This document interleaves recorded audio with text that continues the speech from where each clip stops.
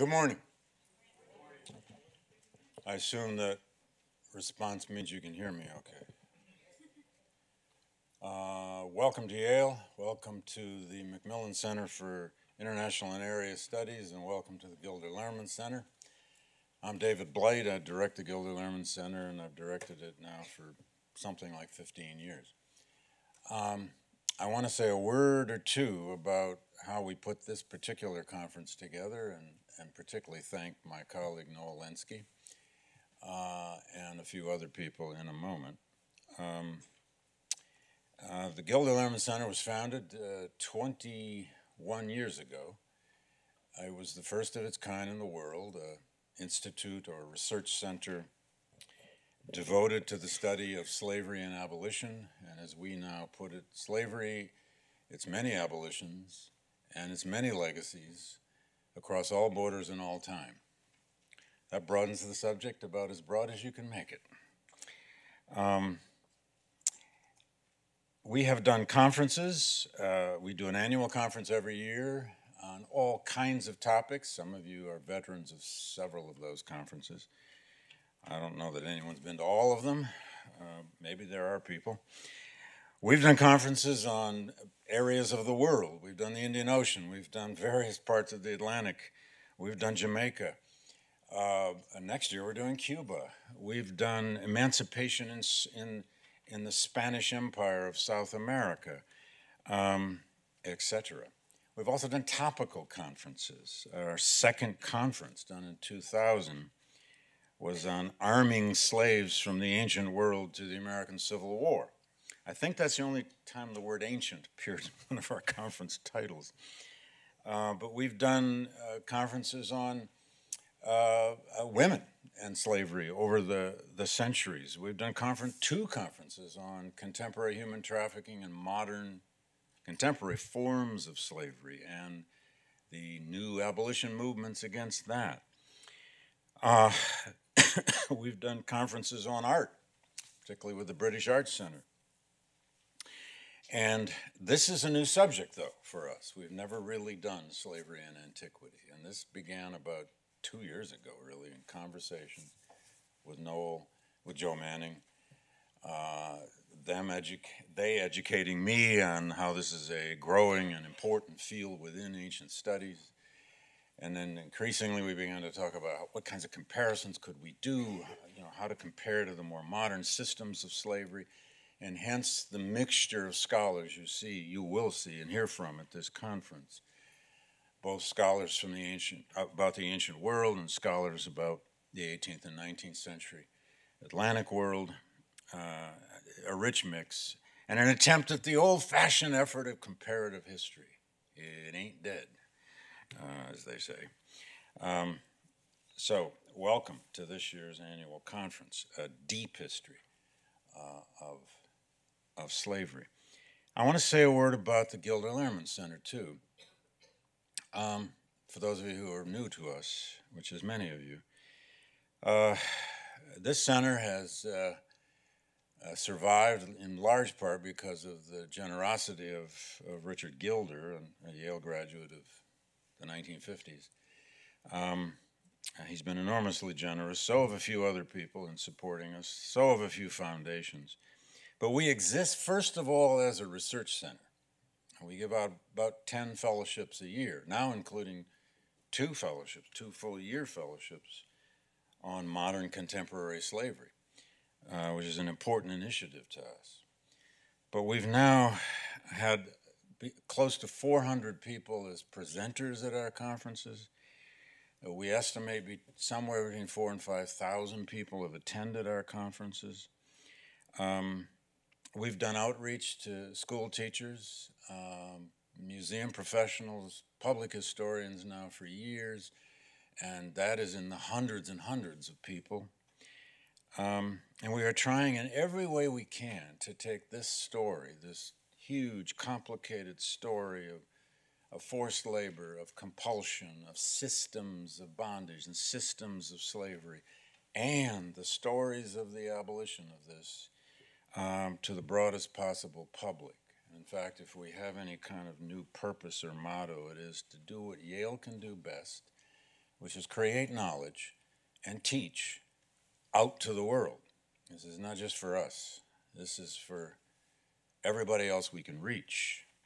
And we're doing that now, particularly through all kinds of electronic media. Again, a special thanks to Noel, whose mark is all over this conference. And those of you who've been invited to speak, it's because you're so brilliant and wonderful. If you have friends who weren't invited, it's all Noel's fault. Although among the Americanists who weren't invited, that's all my fault. And a special thanks to my staff. Everybody always thanks their staff, and again, there's the obligatory applause and all that. But any of you who've ever even touched this notion of running a center or organizing conferences, which is a lot of you, know what goes into this. First, I want to name Melissa McGrath, who's still upstairs, still working hard. Melissa does everything from our graphics. She does all of our posters. She's a genius at these posters. To logistics, to everything, to organizing the morning muffins. And without her, we couldn't function. My associate director, Michelle Zaks, whom a lot of you met by email already, and now you've met her here, runs this center with me. We've learned finally, after about 4 years, to almost think the same way. That's a hell of a burden for Michelle. But she really is my partner in planning, organizing, thinking our way into whatever we're going to do next or what we've done in the past. And she's even my partner now, so to speak, on fundraising efforts. Daniel Vera, who's back there always hiding behind some kind of technology. You've met if you're doing a PowerPoint. We just hired Daniel a few years ago. He does all of our media work, organizes our podcast, our newsletter, our website, and makes us all feel comfortable with all of these media we have to work with now. Without our media people, we couldn't function, could we? And last but not least, Tom Thurston, who's sitting up here, is our education director. And what that means is many things, but Tom runs so much of our outreach to public schools especially. And even beyond that, we're trying to collaborate now with the University of Glasgow and Christine White, who's here from Glasgow, on their project, where the University of Glasgow is now going to, one presumes, deeply examine their own history with plantation slavery in the West Indies. And there are many other places we collaborate. Come on in, everybody. Lots of seats up front. Anyway, this is our staff. We're lean and mean and small, but we punch way above our weight. And I want to especially I'll thank them later too, but thanks for all the work you've all done to pull this off. Just a couple other quick thoughts. David Brian Davis was the founder of this center. A lot of you knew David, you've heard of David, you've read David. Possibly the greatest scholar that this problem of slavery has ever had. He died at 91 last spring. He founded this center in 1998 on the back of an envelope with an associate provost and Dick Gilder. It was small at the beginning, and this center is in every way David's legacy. We're holding a memorial for him, if any of you are near by at all, on December 7th, Saturday afternoon, December 7th, 2 p.m. in Dwight Hall here at Yale, memorial tribute to David Davis. It'll include many of his former students. He advised between 50 and 60 PhDs, and a variety of other luminaries from the historian craft who are still alive and kicking and have known David over the years. So please do come if you can.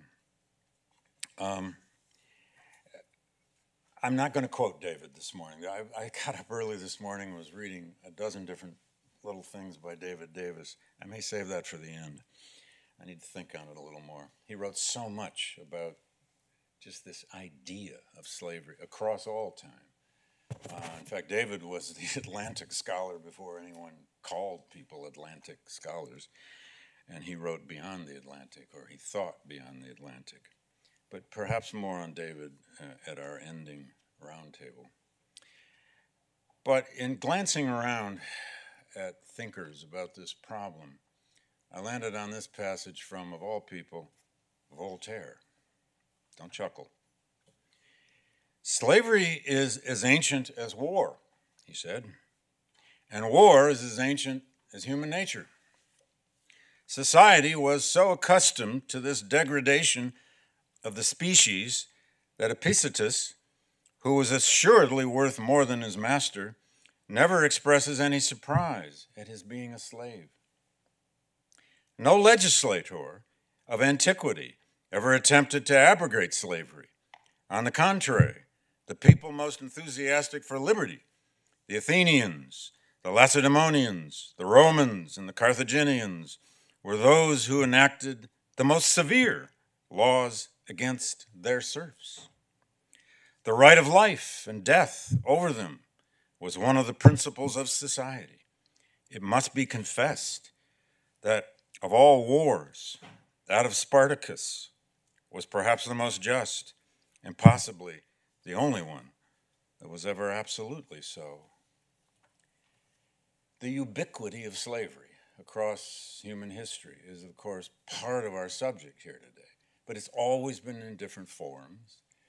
As M.I. Finley in that book on ancient slavery, I don't know how Finley plays anymore, but it's at least one book on ancient slavery I remember reading, warned us about definitions. Slavery is a very different thing at a certain point in the Roman Empire, from a certain point in Mesopotamia, from a certain point in the medieval era, from a certain point in 19th century antebellum America, et cetera, et cetera, et cetera. But it is one of the most ubiquitous practices of humankind. And we're here this 2 days in part to try to connect across time and across systems and across regions and across ideologies about this idea of human bondage. And I am really grateful that we're finally taking up antiquity. I would just add, I loved ancient history as an undergraduate, took 2 courses in it. Might have stayed with it a little longer, but I didn't want to learn all those hard languages you all already knew from high school, probably, like Latin and Greek and all the rest. And so I just stuck with America and, remained parochial. And it's worked out, but, I got a job at a good place. Anyway, welcome everybody. I'm now going to turn it over to Noel, who's going to set us up even better for what we're about to do, and may indeed even explain a little of this iconography and photography we chose to represent this conference. So welcome, enjoy, argue, fight, keep your talks to 15 minutes. Our conferences really matter for the audience, and we have learned over the years, we save time for the audience. So get your questions ready, preferably questions and not prolonged statements, but this is about the audience and the speakers. Welcome, Noel.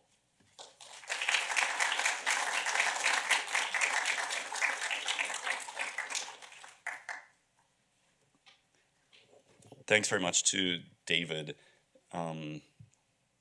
And thanks to all of you for coming here. Thanks to the Gilder Lehrman staff, and I won't name them again, but every one of them has become dear to me in the course of this process of putting together this conference.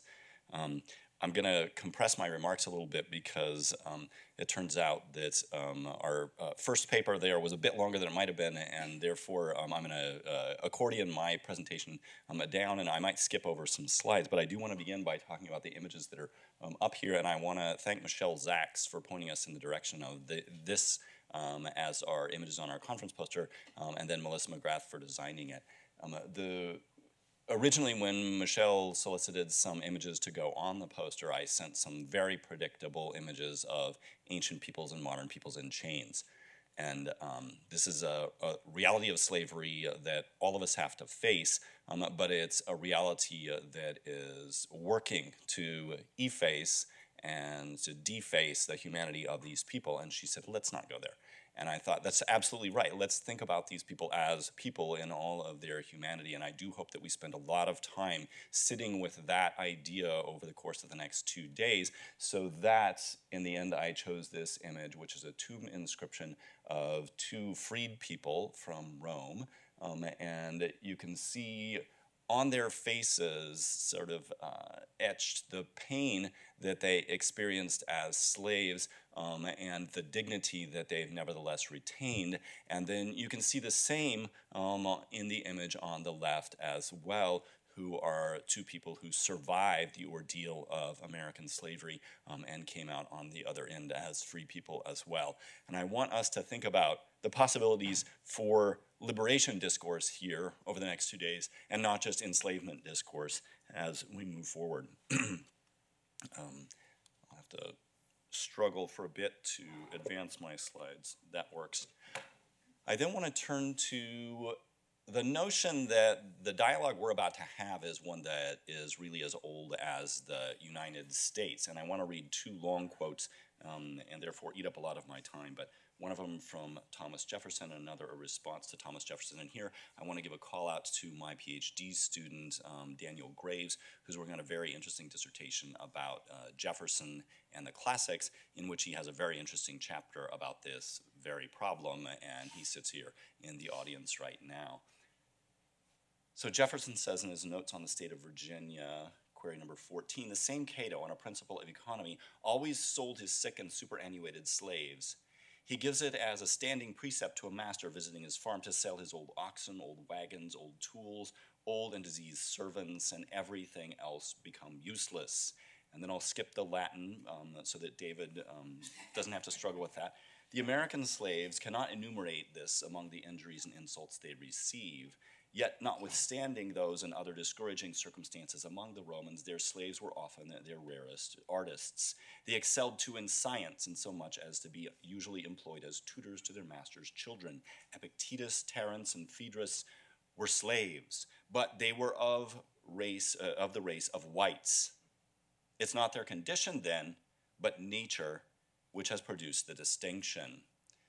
I think that has to give us pause that, first of all, antiquity is enlisted in the project of, if not justifying slavery, explaining slavery in the Atlantic world and in the U.S. South, and then that it's instantly racialized, that it's turned into an us versus them discourse, and one in which we can say, well, what distinguishes the distinguished slaves and freedmen of antiquity is their race. And then I want to look at a response to that very idea in David Walker's appeal to the colored citizens of the world. Everybody who has read history knows that as soon as a slave among the Romans obtained his freedom, he could rise to the greatest eminence in the state, and there was no law instituted to hinder a slave from buying his freedom. Have not Americans instituted laws to hinder a slave from obtaining our freedom? Do any deny this charge? Read the laws of Virginia, North Carolina, etc. Further, have not the Americans instituted laws to prohibit a man of color from obtaining and holding office whatever under the government of the United States of America? Now, Mr. Jefferson tell us that our condition is not so hard as the slaves were under the Romans. So this is an African-American man who is bringing that same discourse right back at Thomas Jefferson and telling him that absolutely these systems, when you bring them into comparison, they demonstrate differences as well as similarities, and differences that can be used to undermine the racialized American slavery project, there again, without justifying the ancient one. So I wanted to start with these slides and with these brief stories in order to clue us into the fact that we're participating in a dialogue that's been going on for a very long time in the United States, and that it's important that we keep that dialogue up here today and then in future in light of our discussions. And I want to point you to some literature, and particularly this very good article by a colleague, Margaret Malamud, on receptions of Rome in debates on slavery in the USA, who basically shows us that slavery is regarded on the one hand by some people in studies of ancient Rome and America as a sort of bedrock of organized and even democratic society, that we couldn't live without this institution. And then others who are arguing on the other side that slavery is antithetical to the pursuit of liberty, and that, in fact, the period of the Roman Revolution, the period of sort of the civil wars in the late 1st century BC, can be taken as paradigmatic for the liberation of the state, and even by some, on extension, to the liberation of the enslaved. And then I show you yet another image, the famous image of Cinque, of the black African who was forcibly first attempted to be brought to Cuba, and who took command of the Amistad, and who steered that ship into port in New Haven, and who then was able, through the courts and through his and his compeers' sheer determination, to steer those people back to their homeland. And to note, though, that this image, this famous image by the painter Jocelyn, is made so as to recall Roman dress. So he's wearing what in essence looks something evocative of Greek or Roman dress, a kind of toga-like garment, in order to put him into that dialogue as well, and say that these are people who are participating in that conversation.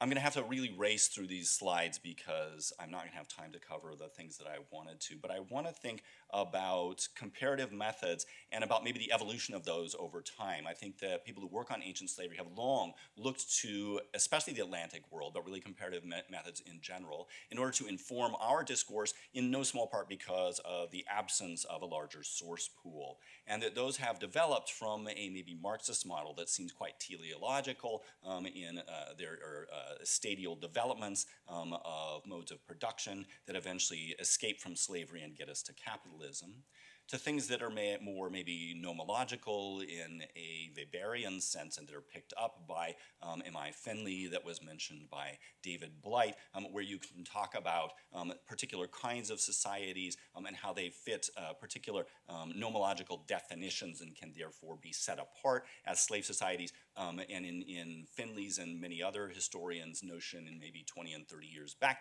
that was all connected up with essentially Western modes of slaveholding that include Greco-Roman antiquity and then the Atlantic slave societies.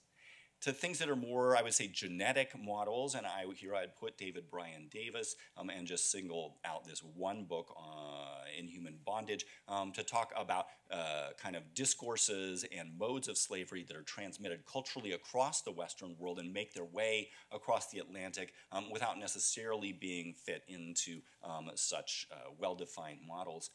I'm afraid I have trouble with all of those first three, and prefer, and I single out two books, but really there's lots of people in this room who have written great books that deal with comparative slave problems, but I want to single out Ulrika Roth and David Lewis, who just happen to be colleagues at the University of Edinburgh, and without going into details about their books, to say that these are people who look at other slave societies without necessarily wanting to draw these genealogical or teleological or genetic relationships, but simply to say, how can we inform the paradigms that we bring to our understanding of this problem? How can we describe the limits of what's happening in ancient slavery? And to think then about the way that there are many comparisons between ancient and modern societies, ancient and modern slave societies, in terms of the percentages of people enslaved, in terms of market-oriented production, in terms of sexual exploitation, in terms of evidence of resistance in both sets, and yet, at the same time, there are massive differences. That the market participation of slaves in antiquity is so much broader and deeper, you could say, than it is in particularly the U.S. South context, where slaves are in fact being trained up as doctors and as teachers, as imperial administrators, in Athens even as policemen. All this strikes us as very strange from a modern context. We need to keep those differences in mind. Also, integrative mechanisms, particularly manumission, in antiquity is something that's extremely important to the society, so that on some level slavery can be seen as a kind of violent introduction into our society, whereupon if you attain freedom, and not all do but many do, you can then become one of us. That never is possible in the the U.S. South in particular, but less so in other Atlantic slave societies. And finally, supply streams, where I think maybe the Greek world looks quite similar to the U.S. South in terms of its reliance on long-distance trade to bring slaves into a market that probably couldn't otherwise maintain high levels of slave participation, whereas the Roman system seems to be very much more wrapped up with captivity. Essentially, my time is out, and I am not going to get through any more except to these questions. I want us to think over the next 2 days, are comparative approaches useful, and within what methodological parameters are they? Is pre-modern slavery qualitatively different from modern slavery? Should we not even be doing this? Is the benefit of comparison bidirectional? Can modern historians learn from pre-modern historians? Should we broaden the scope of global comparanda to better inform our understanding of ancient slaving and slaveholding and slavery? How do we account for temporal and geographical variability? We're well aware that there is such in the modern world because we have such good source pools, that slavery in 1619 does not look like slavery in 1739, does not look like slavery in 1859, that they're very different enterprises. Is there proto-racism in antiquity? Does it impact slaveholding?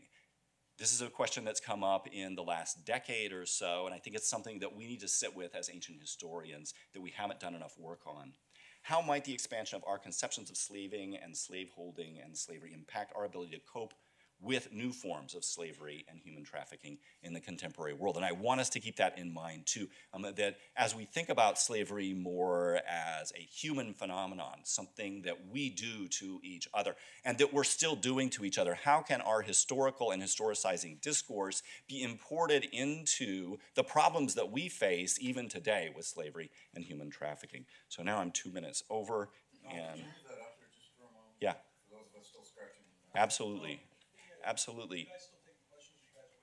And so I think we're gonna move to the panel, and then we're gonna have a lot of questions. It's in 45 minutes of questions following the panel, but that's unfortunately the way the program has been set up.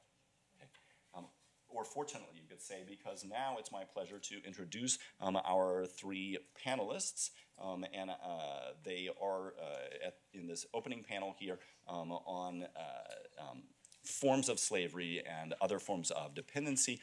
Professor Sarah Bond of the University of Iowa, who has written a brilliant book on trade and taboo about people who are held in forms of dependency or locked into relationships of dependency that aren't quite slavery. And she has incredible knowledge, of course, on slavery as well, and is in fact working on projects related to that now. Also, Professor Ed Rugemer, a colleague here at Yale, who has written 2 books on slavery, including his most recent book that just came out in 2018 that compares slave law in Jamaica and in the U.S. South, particularly the state of South Carolina. That's won no less than 2 awards over the course of the last year. And finally, Kostas Vlassopoulos of the University of Crete, who has written too many books to number, and who has worked on slavery all along in his career, and has in fact just finished a manuscript on slavery that deals with many of the problems that we're talking about today, and who has really advanced our understanding of Greek slavery and ancient slavery altogether, more than I think any other scholar, I dare say, in the last 2 decades.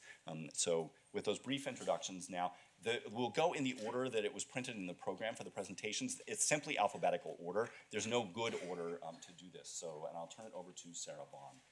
Thank you, everybody.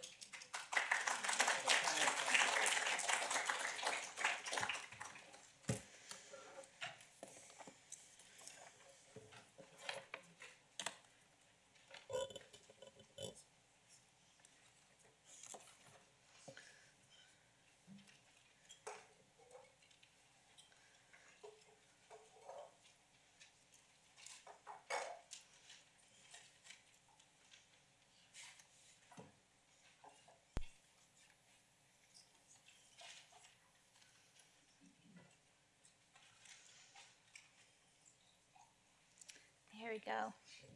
Wonderful. Hold on. Let me set my clock here. All right. Good morning. I guess I am starting things off because my name starts with the letter B, but we are starting all the way back to the period that we call late antiquity, which is the term that was perhaps made famous at Princeton by Peter Brown, but loosely translates to the period between 200 CE and 800 CE. Okay. So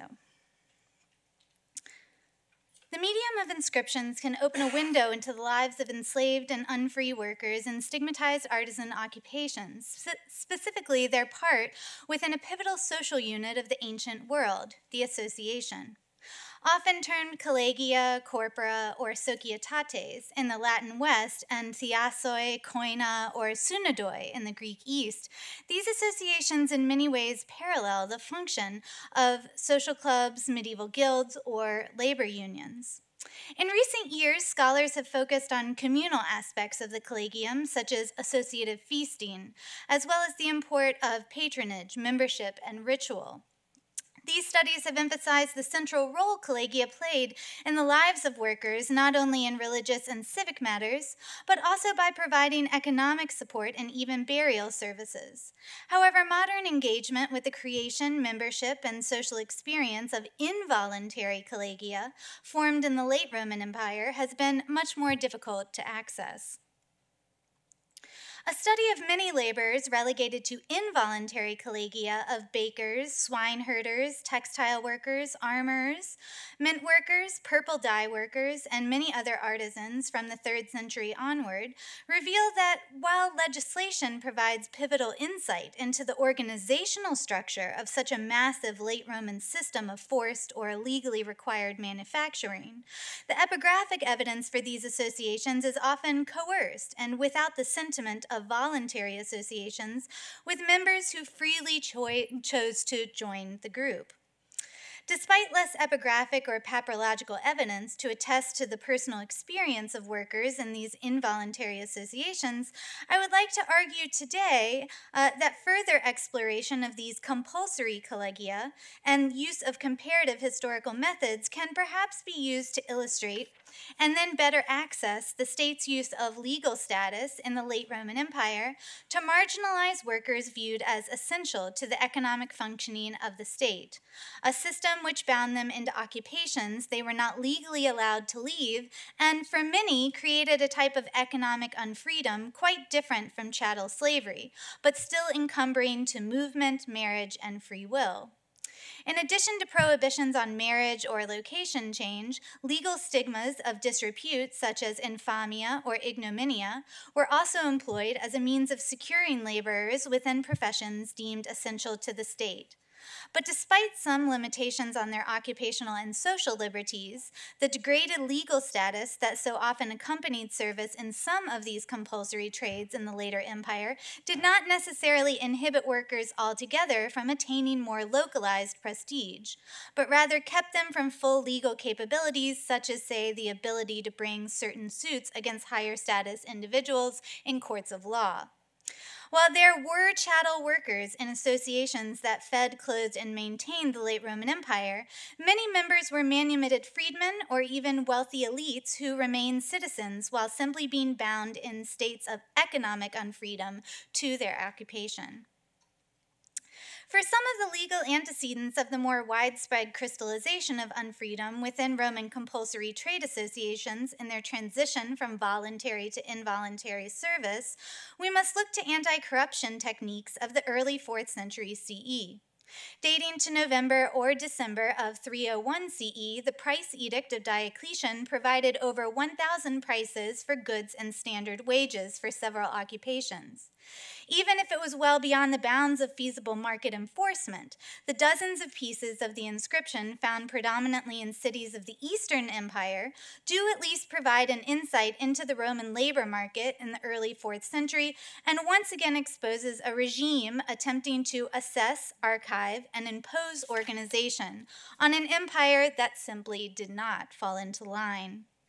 Although Diocletian's monetary reforms and his use of legislation to address extortionate prices has long been noted by modern scholarship, his formation of state associations of tradesmen, corpora, can also be seen as an imperial attempt in the same mode as the price edict, meant to secure goods and services essential to the functioning of the state. By circumventing private suppliers for certain goods and increasing the bureaucracy of oversight through these highly regulated state trade associations, price gouging could be addressed and also mitigated. As such, we should perhaps begin to look at the creation of these corpora under Diocletian as a tactic of anti-corruption within late antiquity. It is likely that still within Diocletian's time, in the late 3rd and early 4th century, state factories called fabricae had begun to operate in order to supply the army directly with clothing and armor. Although private craftsmen continued to operate and to be of use to the military, the creation of these factories secured a necessary supply to the army and circumvented concerns such as extortionate prices. Legions could more easily rely on supply chains and budgets accordingly. The workers within these state-owned factories were called fabricenses, or in Greek, fabricatioi, and were organized into an association called the Corpus Fabricentium, overseen by the Magister Officiorum, that is to say, the Master of Offices, who also oversaw various other components of the palace administration, the agentes in rebus, the cursus publicus, and certain state clerks. Close to 40 fabricae were spread out across the provinces of the eastern Mediterranean, and in the west were housed within Gaul, Illyria, and Italy. In addition to his establishment of state-owned fabricae, Diocletian also sought to control the workers within mints that created the gold, silver, and bronze coinage that circulated within the empire. A mobile moneta comitatensis still followed the emperor in order to provide on-the-spot coinage and could thus be more closely overseen, and a limited number of static imperial mints were allowed within the empire. The increasing focus on the organization, oversight, and control of both the fabricenses who worked in these fabricae and the mint workers who labored within imperial mints perhaps demonstrates a valid paranoia over securing supply chains at the lowest possible cost. And to Romans, this meant securing the very bodies of the workers that produced these products. Corporations of armorers and mint workers made up a mix of enslaved and manumitted workers employed by the state, and were part of a larger movement towards compulsory trades, a movement that came to be organized within what we would later call the corporati system overall.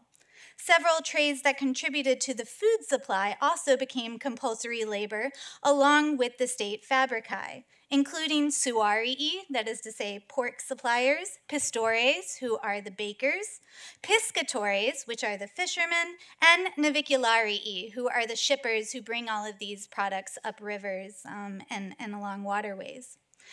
In regard to the pork suppliers, this change is chiefly due to modifications to the pork ration. Much like fabricae, the state had previously purchased its pork from private dealers, but it developed closer ties with corporations of pork dealers during the late 2nd to early 3rd century under the Severans. Pork was already a regular part of the anana, that is to say, the grain dole of ancient Rome, by the reign of Aurelian in the late 3rd century, and by the reign of Constantine in 324 or 326, service within the corpus was a munus, that is to say, a compulsory service for pork workers. Many pork farmers and also bakers, like many of the individuals tied to the anana system, were also large landowners. These landowners were compelled to serve and fulfill their various quotas set by the state. Many of the laws within the codes of Theodosius II and then of Justinian emphasized that individuals subordinated within the corporati system were not allowed to escape service by attaining higher honors, joining the clergy, or engaging in trickery in order to elude the obligation to the state. Such laws even allowed for individuals to be dragged back to their positions by force if need be. Although it is very difficult to say if the threat of violence through laws actually was a reality in day-to-day life. Some modern scholars, such as A.H.M. Jones, had termed the system of compulsory and often hereditary trades in the late Roman Empire as a, quote, caste system. However, we must still consider the disconnect between legal ideal and the enforceable reality of late antiquity.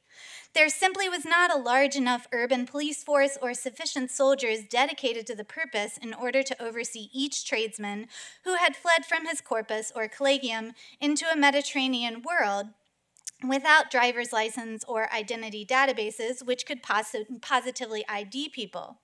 The lack of success in attempting to tie various occupations to service is perhaps seen in a law from Arcadius and Honorius that you can see here from July of 398. In it, the emperors direct the praetorian prefect Euticianus about what to do if a certain group of people attempt to take refuge in a church. Slaves, decurions, public debtors, procurators, collectors of purple fish dye, or those involved in public or private accounts who attempted to take refuge in a church would be subject to forcible seizure and then returned.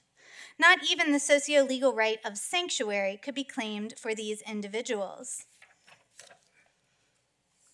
Despite playing a pivotal part in the economy of many Greco-Roman cities, tradespeople had long been cast as lowly figures of antique society, and this continued into the period of late antiquity. The 2nd century CE historian and biographer Plutarch recognized this paradox himself in the life of Pericles. This contradiction also appears in references to those known for making purple dye, which became an even more precious and state-controlled commodity from the 4th century onward.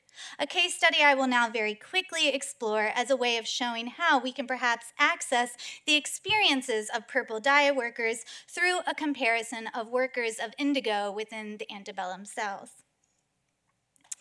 As had happened with mint workers, freeborn women who married weavers and purple dye workers became bound to the lowly condition of their husbands. Purple dye makers were denied civic honors and confined to lowly statuses that were inescapable. We do not know an incredible amount about the laborers who worked in these workshops, but it does appear that lower-level workers did not own the factory, and these lower-level workers were typically chattel slaves and were male. Purple dye production was a gritty and often conspicuous seaside business for those doing the intense manual labor required to harvest it.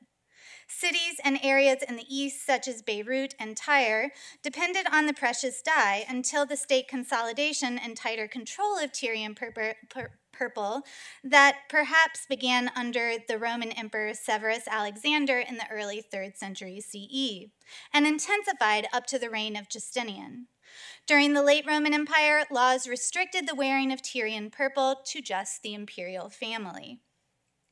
One way to explore the possible lives of enslaved purple dye workers is by looking to the history of another purplish hue, indigo, where we see a similar regulation of the labor force and their very bodies of those used to produce it, particularly the production of indigo in South Carolina in the period of the 18th and early 19th centuries.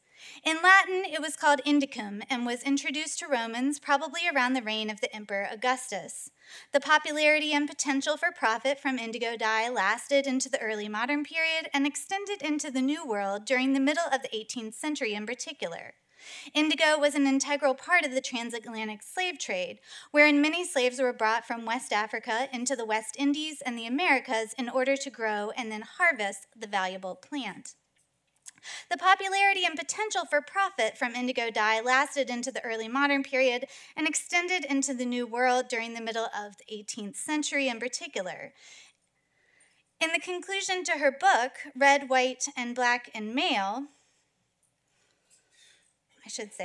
in the conclusion to her book, Red, White, and Black Make Blue, Andrea Fieser notes that Janus-faced nature of indigo, which is similar to the Roman use of Tyrian purple. Quote, "The past is not a singular phenomenon to be recovered, but a social fabric to be woven from diverse historical strands, to become a means to clothe the present with knowledge and foresight. The shrub enriched many lives, but simultaneously impoverished many others." Many white plantation owners grew wealthy off the labor of African slaves used to feed the hunger for rich dyes, just as Roman emperors used compulsory and slave labor to run the purple dye workshops of their empires. Cheap labor has always been attractive to people in power, and the most socially marginalized people are often used to create the most precious objects, from dye to diamonds. To conclude, the late Roman corporati system indicates that unfreedom existed on a spectrum rather than as a binary within the late Roman Empire. As we attempt to locate where exactly compulsory labor in late Roman collegia exists on this continuum, we must keep in mind that there were a variety of legal statuses within each association that we look at. These could range from an enslaved flour grinder working alongside donkeys in Roman bakeries to the bakers who owned the mills but which produced the bread and they never actually touched a bag of flour. As historian of early medieval slavery Alice Rio reminds us in her book, Slavery After Rome, existing definitions of slavery do not connect well with ideas of serfdom. Serfdom is most often used to refer to a class of labor tied to land tenancy, whereas slavery is not relegated to one type of labor relationship and cannot be considered a class.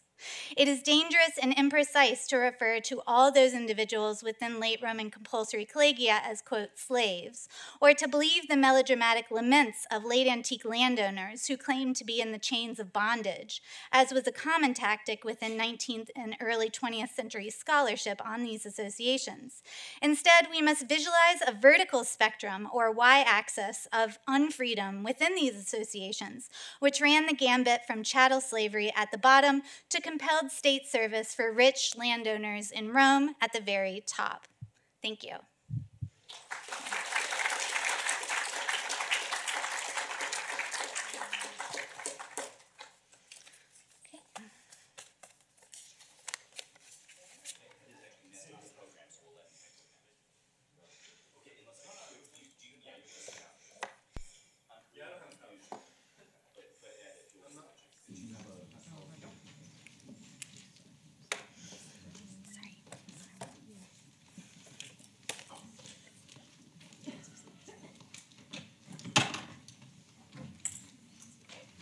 Good morning. So when I was a kid, I loved Greek mythology. I read Dolares's book. You know Dolares's book of Greek myths? I must have read it at least a dozen times. Oops. When I was a kid, and I just finished this book on slave law and comparing Jamaica and South Carolina. And one of my informants references the dragon's teeth. And so I took the opportunity of this conference when Noel asked me to speak to expand upon this. In 1746, as Edward Trelawney came to the end of his term as governor of Jamaica, he took up his pen to reflect upon the dangers of slavery as it had developed in that island. He wrote anonymously, in the form of an imagined dialogue between a planter and a military officer, because what he had to say stood in stark opposition to the policies adopted by Jamaican colonists since at least the 1670s. Trelawney wanted the planters to increase the rate of manumission. African slaves outnumbered white Jamaicans by at least 10 to 1, and in some plantation districts, the ratio was more like 20 to 1. Trelawney wanted to grow the population of freed men, whom he believed would act as a military force against foreign invasion, and more urgently, to suppress the frequent rebellions of Jamaica's slaves. To illuminate his proposal, Trelawney drew upon the popular ancient myth of the dragon's teeth, which when sowed in the earth sprouted forth as fully armed men. The imagined officer warned the planter that when faced with the next rebellion, the colony might desperately need the black sons of Hydra that Trelawney proposed to create. Trelawney's metaphor drew from the ancient myth of Cadmus, the founder of Thebes, and that of Jason's quest to claim the Golden Fleece. His use of Greek mythology highlights the themes of this conference by illuminating the influence of the ancient world upon the thinking of at least one British colonial governor on the management of Atlantic slavery. But the story also reveals the limits of ancient precedent. By advocating for increased manumissions, Trelawney encouraged the planters of Jamaica to emulate their counterparts in the slave societies of the Spanish and the Portuguese. Rates of manumission were much higher in the Iberian world when compared to Anglo slave societies. And while the Iberians did recruit freed black men to serve in military units, the British did so only reluctantly. The influence of the ancients shaped intellectual discourse among the British in the Atlantic, but among the Iberians, it shaped actual policy. Trelawney's use of the metaphor of the hydra's teeth drew from an ancient tradition with at least 3 layers. Trelawney's direct source was Francis Bacon, the 17th century English humanist, whose book, The History of the Reign of King Henry VII, first published in 1622, celebrated a law that, in Bacon's view, accounted for the superiority of the English infantry in their wars with France. During that time, the gentry were enclosing the common lands, as well as the land of many tenants, in order to increase the pasturage available for herds of sheep. While Bacon saw enclosure as a policy of improvement that enriched the kingdom, he also saw that enclosure led to the impoverishment of many tenant families, which weakened the kingdom by shrinking the pool of able soldiers. This law of Henry VII protected from enclosure any freehold property in excess of 20 acres, so long as the proprietor maintained a house and farmed his fields. The law did not halt enclosures, but it did maintain a sturdy yeomanry. To make good infantry, Bacon argued, requires men bred not in a servile or indigent fashion, but in some free and plentiful manner. England's infantry came from this class of yeoman farmers. Thus did the law of this wise king, quote, secretly sow hydra's teeth, whereupon, according to the poet's fiction, should rise up armed men for the service of this kingdom. The poet's fiction that Lord Bacon cited came from the mythology of ancient Greece. The older myth, the first of these layers, comes from the story of Cadmus, the founder of Thebes. Cadmus and his sister Europa were the children of Agenor, king of Tyre. When Zeus, the ruler of the gods, saw Europa, he desired her, and taking on the form of a gorgeous bull, seduced her, kidnapped her, and carried her to Crete. Cadmus and a company of his men went to search for Europa, but the god Apollo advised him to give up the search and instead to find and follow a particular cow until she lay down from exhaustion, and that has always struck me as bizarre. In that place, Apollo said, Cadmus must found a city. Cadmus followed Apollo's advice, found the cow, followed her, and when the cow collapsed, Cadmus felt that he must sacrifice the cow to Athena, the goddess of wisdom and war. Cadmus needed water for the sacrifice, and he drew it from a nearby spring. He did not know that the spring belonged to Ares, the god of war, who guarded it with a great serpent. The serpent killed all of Cadmus's men, and in vengeance Cadmus killed the serpent. Athena then appeared to Cadmus and told him to take the teeth of the serpent and sow them in the ground. As soon as he did so, fully armed men sprung from the ground, and a great battle ensued as they fought one another.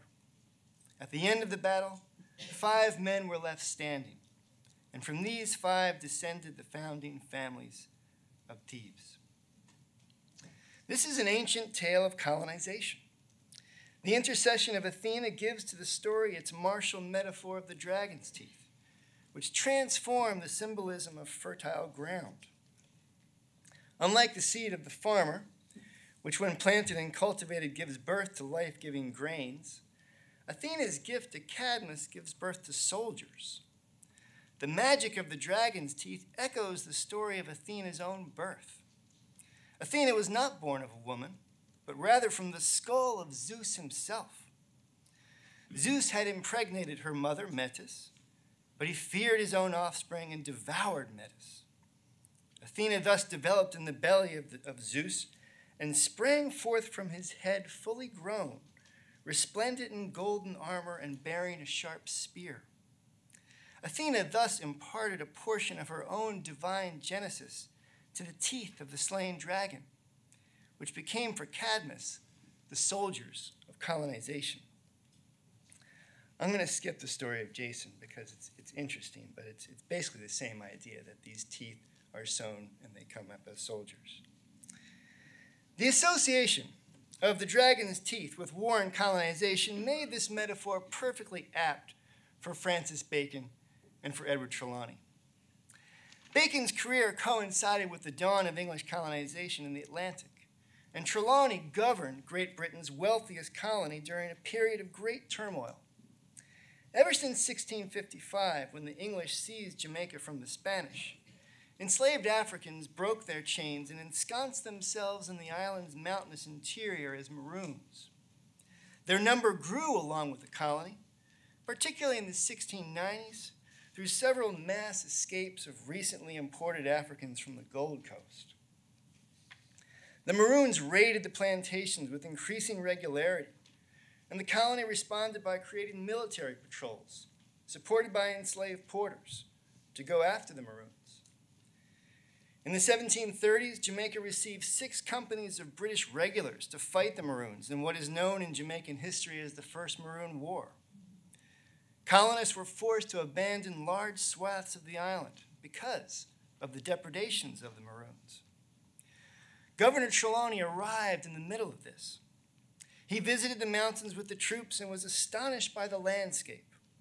He wrote to his superiors, "The great difficulty is not to beat, but to see the enemy." Trelawney decided that the Maroons could not be defeated and commanded his generals to seek an armistice. The colony signed treaties with the Maroons in 1739. Peace with the Maroons did allow for economic growth in Jamaica and the intensification of slavery. And the rebellions did not cease. In 1745, the planters of St. John's Parish discovered a conspiracy among the drivers of a dozen contiguous estates to rise up, kill the whites, and escape into the mountains. Discovery of the plot foiled their plans, but Trelawney rightly wondered if the rebellions would ever cease. Here lay the cause for his wish for the dragon's teeth of ancient myth. The 6 companies that arrived to fight the Maroons became a permanent garrison in the colony, but they could not be everywhere at once. Trelawney proposed that the planters apply the law of Henry VII to their own dangerous situation. Every sugar planter, he suggested, should manumit the drivers on their estates in order to accomplish a ratio of 1 freed man to every 10 enslaved people on every plantation throughout the colony.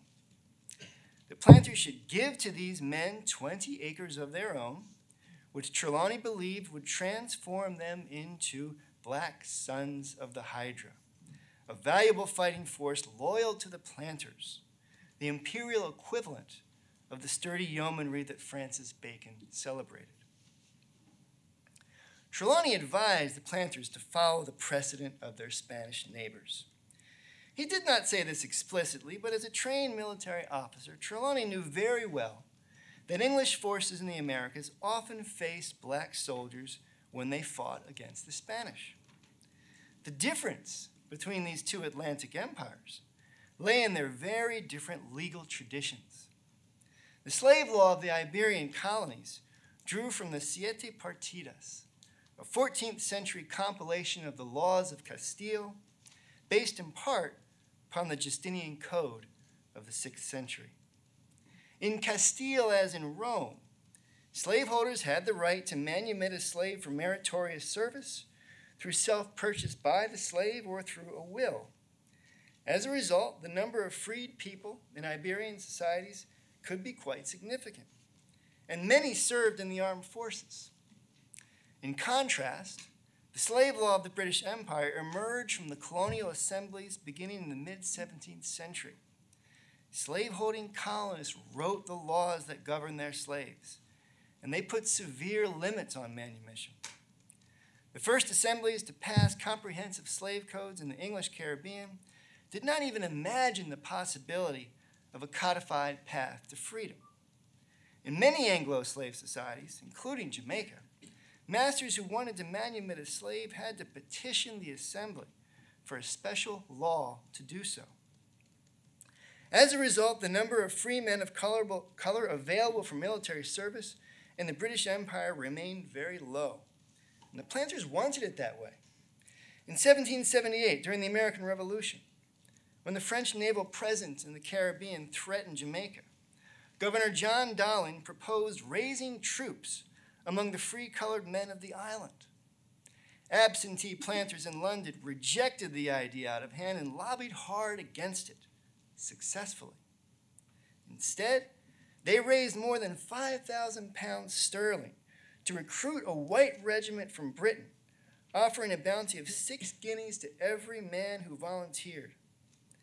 This effort raised 1,000 men, and most of them were captured by the Spanish during the transatlantic crossing to Jamaica. Fortunately for the Jamaican planters, the French never did invade. The ancient myth of the dragon's teeth enabled Francis Bacon and Edward Trelawney to illuminate the policies they believed would make Britain and its empire stronger. But myth is a different sort of inheritance than law. Free black men did serve in the militia of Jamaica and elsewhere in the British Empire, but never in the proportion and never with the authority that Trelawney imagined. In contrast, because of the inheritance of Roman slave law in Iberian societies, the regular practice of manumission created significant pools of freedmen who did serve in the military. In the British Caribbean, it was white supremacy, a modern myth that did not exist in the ancient world, that proved far more powerful than the persuasive use of ancient metaphor or the precedent of ancient law. And the handout you have kind of illustrates the demographics of different Atlantic slave societies across place and time. And we can talk more about that during the Q&A.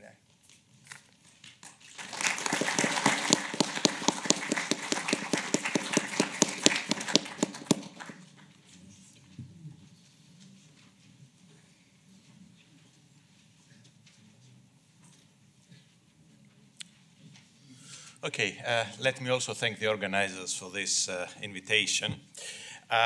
The topic of this panel was effectively invented in the 18th century by the emerging social sciences, by people like Adam Smith and Miller and Ferguson and Montesquieu and people like that. It then became a staple of the emerging social sciences in the 19th century, fields like sociology, fields like political economy, and was picked up by historians towards the end of the 19th century, but primarily and to a very large extent after the 50s and the huge expansion of social and economic history as a main field in history. This has created a division of labor. Historians have been looking at their own particular periods and societies, but the global study of slavery and serfdom until very recently was basically the domain of social scientists. People like Orlando Patterson, people like Alain Testar, and so on and so forth. This has changed over the last 10 years. For the first time, we start to have global studies of slavery by historians. The Cambridge World History of Slavery, the world histories of the late Joseph Miller, Michael Choiske, Olivier Grenouillot, and so on and so forth. And that raises a very big issue, which is the main topic of my presentation, which is the consequences of historians trying to emancipate themselves by ways of approaching slavery and serfdom, which emanate from the social sciences and their ahistorical ways of thinking. Effectively, slavery and serfdom are conceptualized in non-historical ways by the social scientists. Social scientists try to find the cross-cultural essence or nature of slavery or serfdom. And they have come up with various answers to that kind of question. Some answers are, for example, economic. Serfs are considered as dependent peasants who live and work on their own and basically surrender a part of their produce to their masters, where slaves are considered as people who are under the direct control and supervision of their masters. The consequence of that is that forms of dependent labor that do not seem to fit the stereotype of slaves as people under the direct control of their masters are often classified as serfdom. The Spartan helots, for example, is a typical case that for very long has been considered as not slavery because it doesn't fit with the economic stereotype of slaves that historians employ, but as my colleague David Lewis has shown, this is, of course, untenable. There are various forms of slavery that look very similar to the stereotypical image of serfdom, but in practice they are as much slavery as the other forms of slavery that are stereotypically similar to slaves. I'll come back to that later on. A second answer, a second form to try to find the essence of slavery and the essence of serfdom is to basically argue that slavery is a form of property, while serfdom is something quite different. That doesn't quite work either. A, because slavery is not the only form of property in human beings. Anybody who knows anything about African societies and their rights in people, in which lineages, for example, hold their members as a form of property and can sell the members of the lineage, know what I'm talking about. But it doesn't work because in many forms of serfdom, serfs are the property of their masters and can be bought and sold. So that doesn't quite work either as a means of distinguishing between slavery and serfdom. And this is the reason that most people turn to a third way of distinguishing slaves and serfs, which is, of course, Orlando Patterson's famous idea of that the essence of slavery is effectively natal alienation. The fact that slaves are outsiders in the societies where they're held, while other forms like serfdom, for example, are different because serfs are insiders in one way or another in the societies where you found them. I would argue that that doesn't work either, that it's another example of how the quest for a transhistorical essence of slavery, of serfdom, doesn't work. And I'll take the example of marriage. Because in the stereotypical way of thinking about these things, marriage is a very good example of distinguished slaves from serfs. Slaves do not have a right to marriage and their marriages are not recognized. Serfs, of course, have the right to marriage and their marriages are recognized by the law and by society. In certain cases, that works in the US South or in classical Athens, for example, slave marriages are not recognized. Marriages between free and slave people are not recognized. In classical Athens, even if a master wanted to emancipate his slave and marry her or recognize his slave children, even if he wanted to, that was not possible. In other cases like Rome, it's more or less the same, but a master can manumit and marry his slave or manumit and recognize his slave children. But in other cases, it doesn't work at all. In ancient Crete, for example, not only were marriages between free and slave people legal, but also marriages between slaves had legal consequences. In Near Eastern societies like Nus, for example, in Mesopotamia, not only slaves could marry free people, they could use the courts to enforce matrimonial contracts they had with free people. So they could use the courts to force free people to give free girls as wives or even to adopt free people. And of course, in Islamic societies, slaves have the right to marry either free people or slaves. And in fact, when a slave marries a female, a male slave marries a female slave, he acquires rights as a husband over the female slave that have to be respected by the master of the female slave. So I think this is a good example that natal alienation, if we think of natal alienation as a transhistorical essence of slavery, it clearly doesn't work. There are regularities that natal alienation does cover, but the idea that it is something that you find everywhere and that allows you to distinguish slaves from serfs doesn't quite work. So what should we do? I think that the time has come to take seriously one of Nietzsche's famous aphorisms, that nothing that has history can have a definition.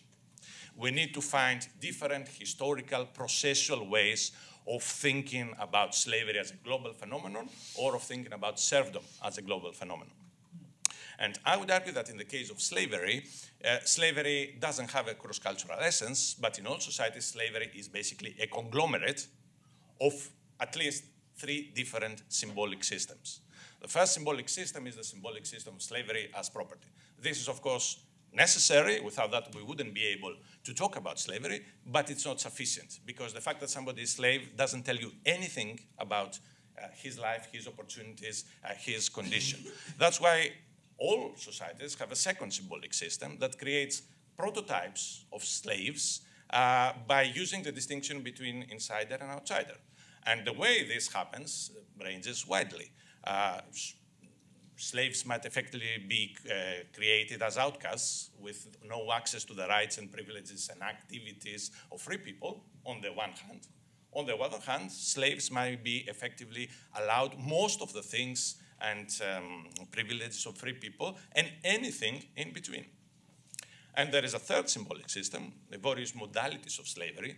Slavery as domination, slavery as exploitation, slavery as an extreme form of bad luck, slavery as a symmetrical relation of power, slavery as a reciprocal relation of benefit and reward. These various modalities are used for different purposes, but also it raised the question whether the various modalities of slavery will be used to shape other relationships in a society. For example, the political relation between ruler and subjects, or the exact opposite, whether other social relations will affect and shape how slavery is conceptualized. Whether, for example, patronage will be used as a model to conceptualize the relation between a master and slave. So in all societies, slavery is a conglomerate of these three aspects, but how exactly these three aspects fit together in every society and how they change over time is, of course, the result of historical processes and cannot be determined a priori in some kind of essentialist model. Where does this leave serfdom? Well, I would argue that a very significant part of forms of serfdom are effectively forms of slavery, but forms of slavery that are used for limited purposes. Because one of the main processes that affects slavery everywhere is the range of purposes for which slavery is used, and the extent to which slavery is used to cover all aspects of a slave's life, or is used only for certain aspects of a slave's life, while the other aspects of slave lives are shaped by other concepts and other principles. Many forms of serfdom are forms, as Alice Rio has mentioned, has shown in the book mentioned by Sarah. Many forms of serfdom were used only for limited, many forms of slavery in the early Middle Ages were used for only limited purposes, and other aspects of slaves' lives were run by other principles, the fact that they're members of the Christian community, that they are members of the agricultural community, and so on and so forth. So a lot of what we have traditionally classified as serfdom would be slavery that was used for limited purposes. Can serfdom survive such a reconceptualization as a cross-cultural concept? I would be skeptical about this. Alice Rio has argued that maybe we can argue that serfdom is a system in which masters charge unfree people for certain things like marriage and property and inheritance, while slavery is a system where those sort of things are denied to slaves. And to some extent, that might make sense for late medieval or early modern serfdom in Europe.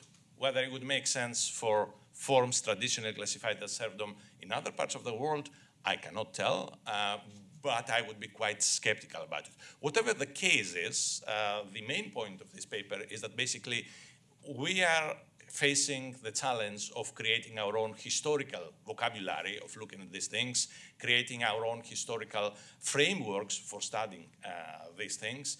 And the traditional essentialist way of approaching these issues, ever since the study of slavery has become a global aspect and not simply something that covers Greece and Rome and the New World societies, is effectively necessary. Thank you very much.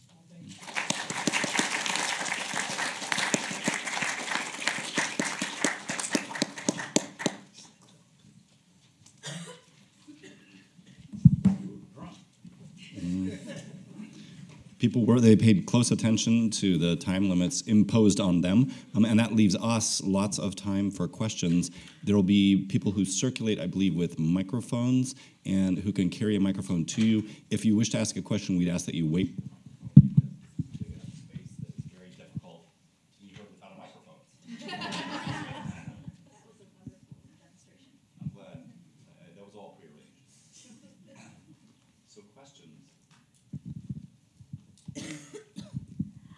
So this question is for Edward, and I appreciate that you're using the dragon's teeth analogy because it pops up in the sources, but I'm wondering if there isn't a way for us to actually think more deeply on the legal influences. So you point to the Justinian Code with the Iberian influences, but we do have a phenomenon that starts after the Napoleonic Wars, in Britain in particular, of the valorization of Athens and the sort of putting aside of Rome as more of a model.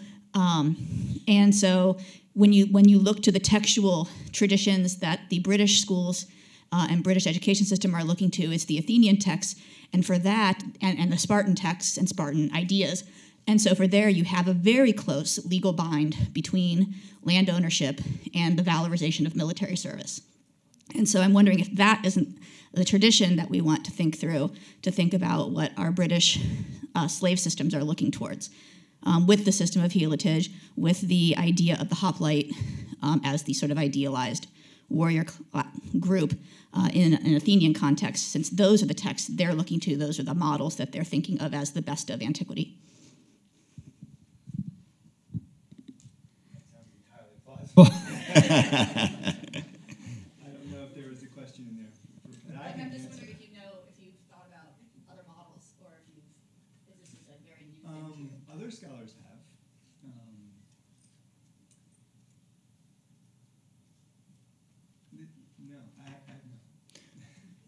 I mean, the good thing about this forum is we bring all of our knowledge sets to the room, and we're people who if we can create a binary here, lots of people who work on the Atlantic slave world and lots of people who work on antiquity, and we need to be in dialogue. And what you just said seems to me very important, and there's probably good reason why Ed may not be familiar with that discourse, and yet the fact that you said it is important. So I hope these kinds of, that we don't always have to ask questions, we can also make comments or interventions in that manner. And then if people have more elaboration on your question, please jump in there too.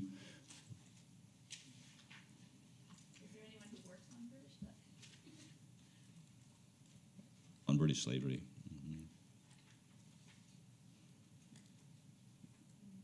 Further questions, yeah. I can't answer the great question that Rebecca posed to Ed, but it strikes me that with the dragon's teeth myth, in early modern English texts, particularly those that dabble with the sort of realities of British colonies in the New World, there is a very strong preoccupation with autochthony and questions of the terra nullius, who belongs to the land, settler colonization, indigeneity.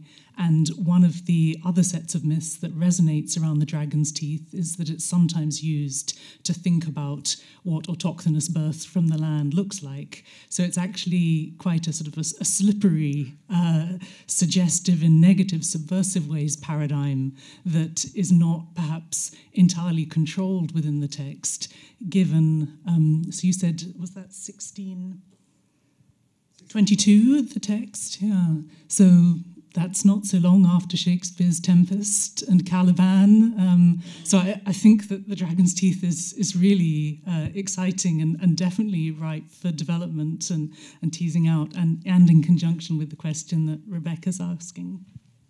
I just add to that, of course, that autochthony discourse comes right out of the Athenians as well. That's the premise for their ideology of citizenship, starting in the late 5th century. And so you have this sort of binding up of this idea, and also we have a binding of it that happens in settler colonial contexts to what actually does it mean to be indigenous to the land. And you have what will develop into the 20th century of blood and soil ideologies, of the idea of soaking the blood, the land with your blood through military conquest actually gives you pride of place and ownership of it. So I would just add that to exactly what you're saying. I think they're all bound together with your military imagery of the dragon's teeth. So. Thank you. And not to go back to the dragon's teeth one more time, but I wanted to add that I know of two sources, one from Brazil in the 17th century and one from Mexico in the 18th century, where the sugarcane is actually imagined as this exact myth of growing up and that the movement of the shafts is like the soldiers. And so these are working without knowledge of each other in the same Atlantic world in the context of sugar plantations. So I would encourage you to follow that up more, because it seems to be a preoccupation that's surfacing not only in prose discourse but in poetry as well.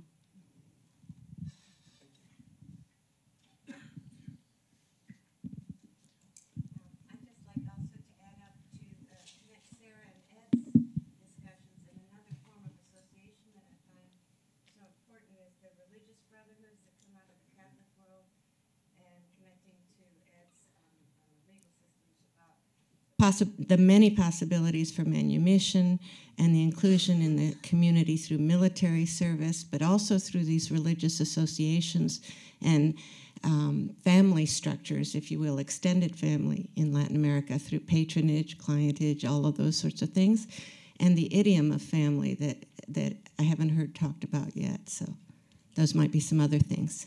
So thank you for your presentations.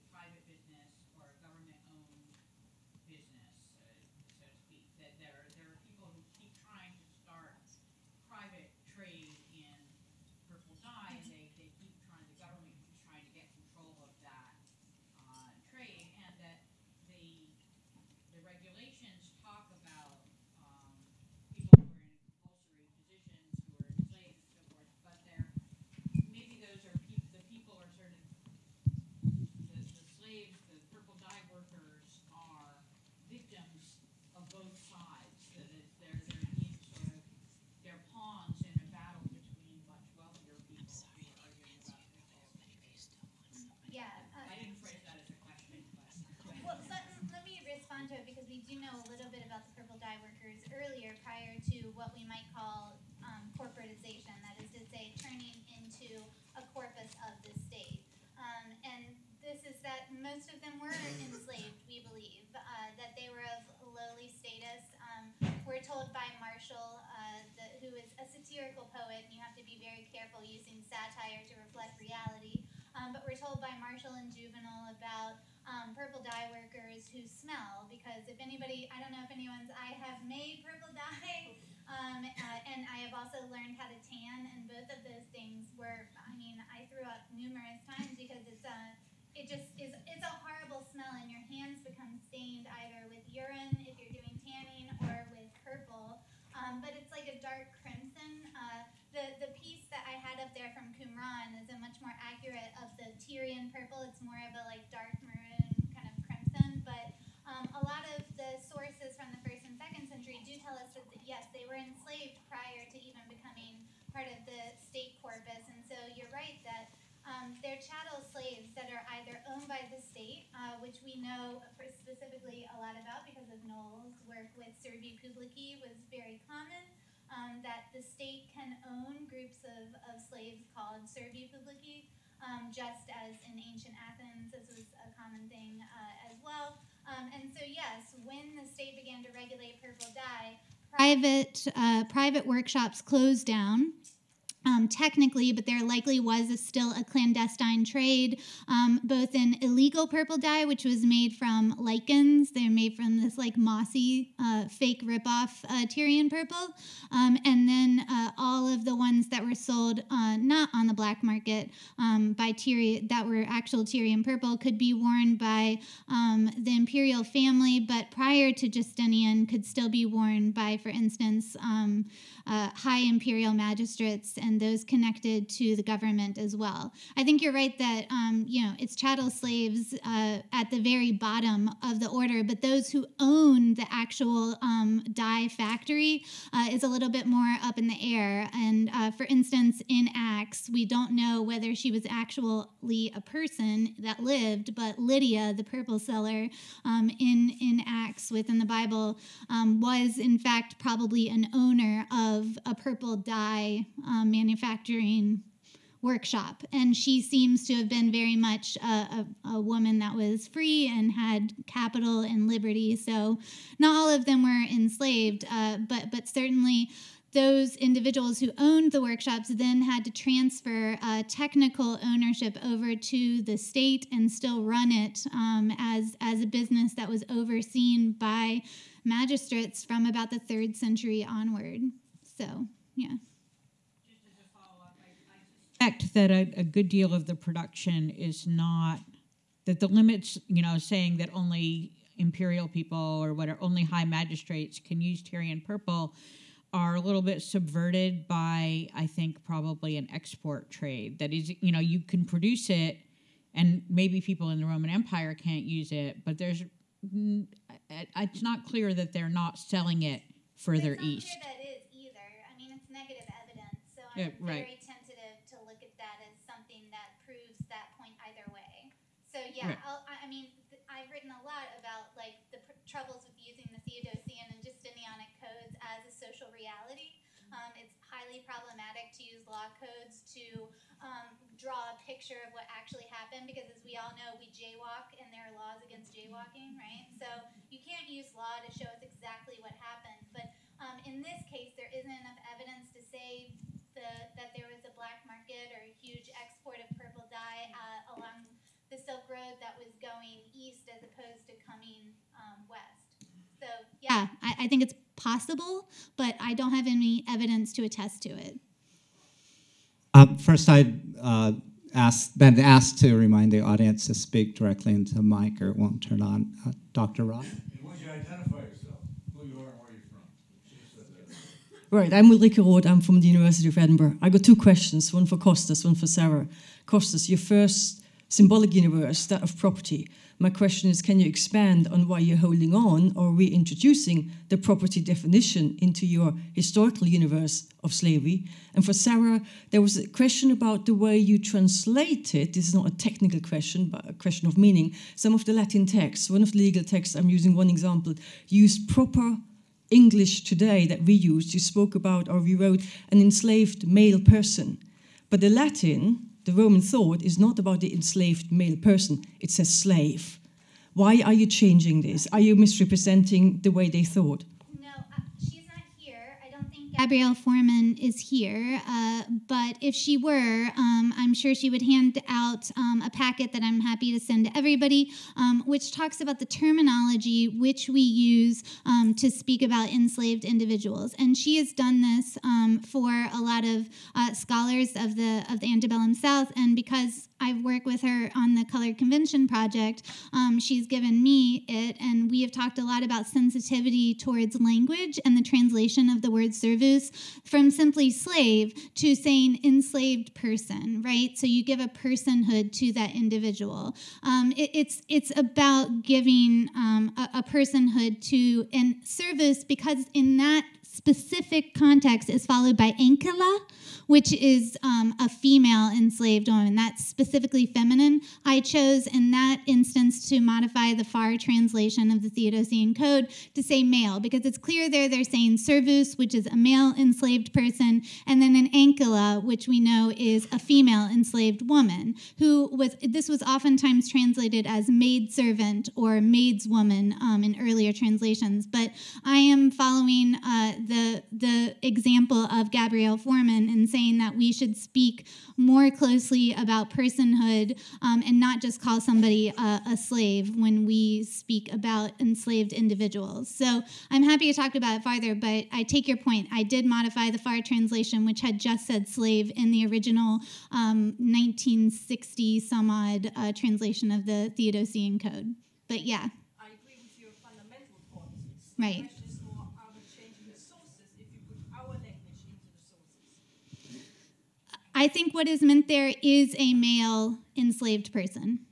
I actually do, because it is followed by a feminine enslaved person, so I think they're covering both in that context. I think you're right if you see servus in no other context, which can either be male or female, but in this context, when it is paired with a feminine, then I think I'm safer in saying they mean male slave, enslaved person, and female enslaved person. But that's my translation, for sure.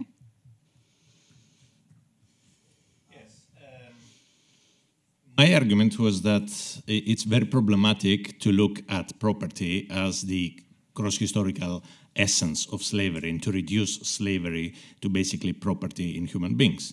But on the other hand, I think any argument that property is not part of what is slavery as a historical phenomenon is equally problematic. I would argue that property is a necessary but not sufficient aspect of slavery.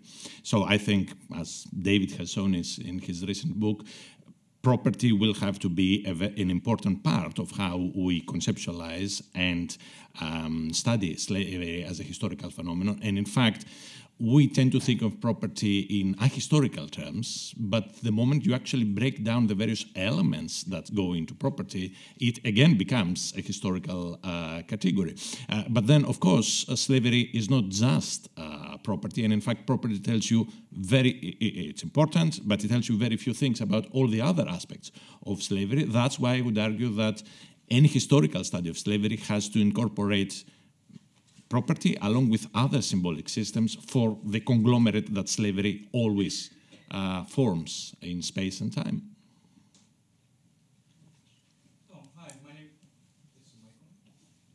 Hi, my name is Roland, and I'm from Eastern. I have a question. This is coming from the perspective of Chancellor Williams, and he mentioned that that white supremacy is a global thing. And I see that you guys are taking a global approach towards slavery, and I'm not hear you mention white supremacy once. And I would like to know the reason specifically why for the whole entire panel, because I find that very problematic right there. Like once though, but I would like to know why I wasn't even going to it further.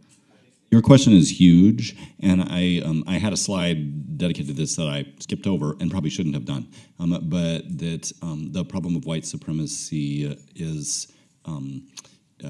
so in the last slide that I had a series of questions, and one of those was, can we talk about racial and ethnic prejudice in antiquity? And I think there was a period in the 70s and 80s when people said, no, you really can't, that these people did not understand racial and ethnic prejudice. I think that particularly since a book by a scholar named Benjamin Isaac on the origins of racism in classical antiquity and some other work, I think that it's more problematic to not find evidence for forms of racial and ethnic prejudice in Greco-Roman antiquity.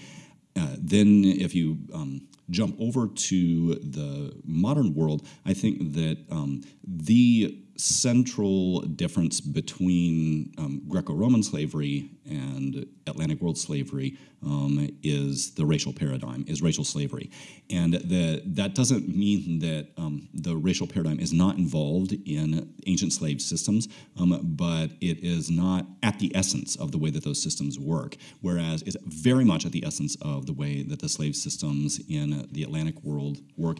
And that also needs to be historicized, that it doesn't necessarily start off that way, but that it develops fairly rapidly between the sort of 17th and 18th century, that it's become a fully racialized paradigm.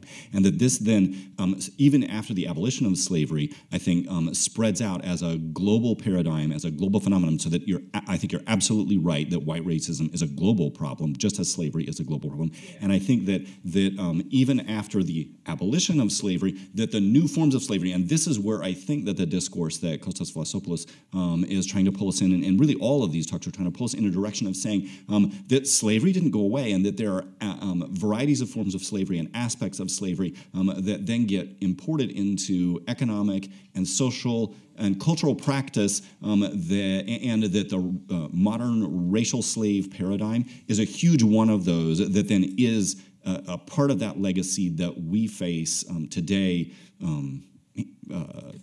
Absolutely. Also, I wanted to touch upon, like, based on Chancellor Williams, he also points off to the fact that white slavery was also before black slavery, and it was confined, when it became even more to later day, it became more confined to that perspective towards based on race. How come that was not brought up as well? Because that's very pivotal, and he kind of brought that in the book.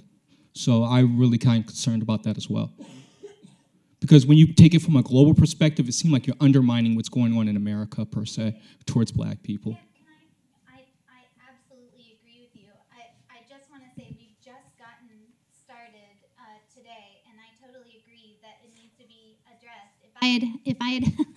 If I had had a little bit more time, I was asked to speak specifically on corporations in antiquity.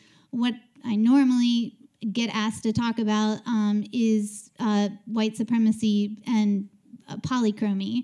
I mean, so I talked about purple in the context of purple dye workers, but you're right that if I had had more time, or perhaps I should have extended it to talk a little bit more about white supremacy. But I think since we're just at the beginning of the day, I am hoping, and I think that we will be able to engage in all of the roundtables and question and answer sessions that we have built in. My hope is that we'll be able to talk about these things all day long. It's just that at the very beginning we were just trying to set a tone to explain what Roman and Greek slavery in particular was like and how it was experienced at that time.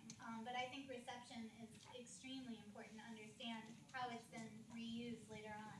Yeah. But, like, do you think that the reflection of the people that you have on the panel is, like, the reason why that came out, or came out in the manner that is being presented? Thank you. If I may. In the guise of, like, you don't have a fair reflection of everybody that's being represented about slavery and stuff of that nature. I see that you have difference of thought, but I don't see the difference of people and the difference of culture being represented in the situation. So I hear what you're saying. I hear what you're saying. I hear what you're saying, that you're looking at a panel of white people telling you about the experience of slavery.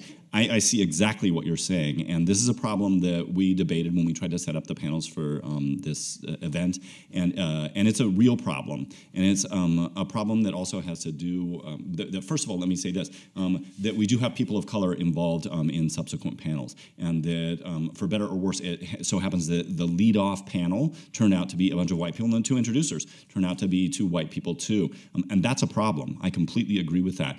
That's something that we're struggling against ourselves, and it's also something that the world needs to be struggling against, and it's good that you're providing us with a context for that struggle and with a push to think beyond the way we're doing business, which is the same old way of doing business. So I appreciate what you say. I apologize that we are in this situation. I feel like that it's something that maybe in future, and I'm not going to give a date or a timeline or something, we can get past this paradigm, but we're still stuck with it. And so you're calling us out and offering a voice of resistance there, I think is actually important to what we're trying to do today. And apart from that, I can only say I'm sorry. Yeah. Can I speak to the question on because white slavery precedes black slavery? I mean, the whole notion of a racial identity, of seeing yourself as black or white, I mean, that emerges. It emerges in the modern period. So African people in the 12th century would not have seen themselves as black. They didn't see themselves that way, and nor would enslaved people from the Caucasus region, okay, which is often called white slavery. They wouldn't have seen themselves as white. Okay? They would have seen themselves as enslaved. And there were African people who were enslaved at that time as well. But that whole notion of a racial slavery, that is a product of the Atlantic world. That is a product of European colonization, okay, into the Atlantic, beginning in the 15th century, really. And that's where racial slavery comes from, and that's where white supremacy comes from, and that's where racial thinking comes from. Okay? And that's the reality that we still live with. Okay? Because racism lasts a lot longer, okay, and continues to persist, of course, than the form of racial slavery that gave birth to racism. You understand what I'm saying? Yeah. Thank you for allowing me to speak. Yeah. Thank you. Everybody's going to get the mic. Don't worry. Plenty of time here. And gee, I'm glad we didn't have to wait for the second session to be awakened by the ancient American problem. I have a question or two for the panel real quickly, but I want to say quickly also, I really appreciate my colleague Noel's sensitivity to this question, but I don't think we owe any apologies. This panel have written, all of them, very important work on this subject. They are wonderful examples of how all over the world, from Crete to the United States, we cross boundaries, we cross borders to understand other people, other cultures, other races, other systems. That's why we do education. That's what knowledge is about. We all should be crossing every boundary we can find to understand other people. And yes, there's a much larger program to come. But Kostas, I loved well, I don't know if I loved it. I'm curious. Your early point you made about how historians are, quote, emancipating themselves from the social scientist. Now, this is risky because we're in a building here full of social scientists. Political science department is right through that wall, and this is, there might even be a few in the room. You never know. Those social scientists, they're everywhere. But what do you really mean there? Does that mean we historians are trying to emancipate ourselves from all these categories because social science is bound to categories and models? Or are you just making the case for historical complexity? Is that where you're going with this? I mean, beyond this room in layman's terms, if we say we can't have all these categories, and I loved your three-part symbolism there. I mean, I get that. But how do we translate this out there where we human creatures are creatures of categories? What are you really saying that we have to emancipate ourselves from that? And Sarah, I really appreciated your point about, I think you said something like, people loved their perfumes and their purple dyes. It just sort of hated the workers who created them. You gave us numerous reasons now, including that the smell was so bad. I didn't even realize that. And Ed, if you want to reflect any more, you don't have to, but you ended by saying the British had come up with their whole new mythology called white supremacy, which, if anything, became more virulent than the old. So any way you want to handle that, go right ahead.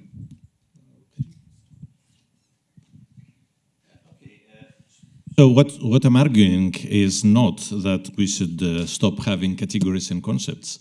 What I'm arguing is that we should change how we think about them, because most social scientists think about categories and concepts in historical terms. The very quest for the essence of slavery is quintessentially non-historical. So what I'm arguing is that we need to find historical ways of approaching those terms, of thinking of those terms. I mean, the late Joe Miller argued that we should abandon the concept of slavery in order to talk about slaving.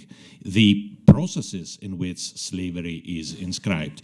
And that doesn't work in all languages. It's impossible to translate slaving in Greek and have anybody who doesn't already know what it means in English to understand what you're talking about. So different languages will have to develop different strategies of dealing with it.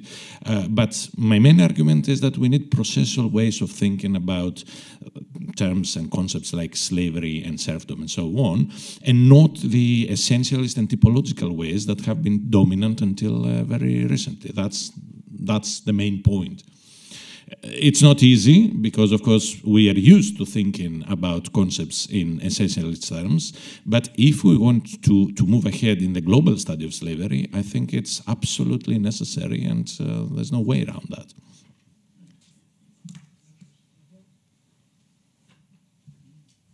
So I'm going to intervene here briefly because I am a respondent to the panels, but that's like a day and a half, and I think that what the young man up here has brought up, as well as Ulrike's question, I think that there needs to be something said, particularly now that David has said a sort of different thing. I want to start with the issue of the fact that we didn't actually frame this panel as an opening talking about the problematics of where slavery sits in the United States, not their panel, but the actual slope of the entire adventure of a comparative look at ancient and modern in the introductory remarks to introducing this conference. That is the big problem. This is the hump we have to get over. And I'm glad that we started with some Jefferson, and I think that Noel was moving in those directions. And I just think that it would have been a really important thing to do, because every time I have had a conversation, I work on race and ethnicity in the ancient world, and every time I've had this conversation is, can we actually have this conversation, right? If we want to talk about race and racism, you guys are being very careful. I won't be as careful tomorrow afternoon. But just to give you a prelude for what you're in for, I guess. But I won't be as careful because race itself is one of these things that is not a content holder. It's transhistorical, and what it means changes over time, and we happen to manifest it in a very specific way at this specific time.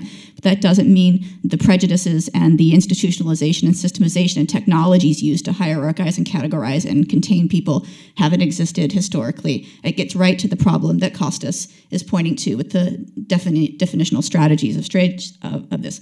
But being in the United States, being at Yale, being here today, to not get that elephant out into the room and recognize it from the get-go, I think should have been something that's done. So I just wanted to put that out there and acknowledge that those comments from the front, and I appreciate, Noel, that you were trying to go there. Secondly, the question about whether Sarah has manipulated the language of a translation to move from slave to enslaved person, as if that somehow changes the meaning of the ancient text.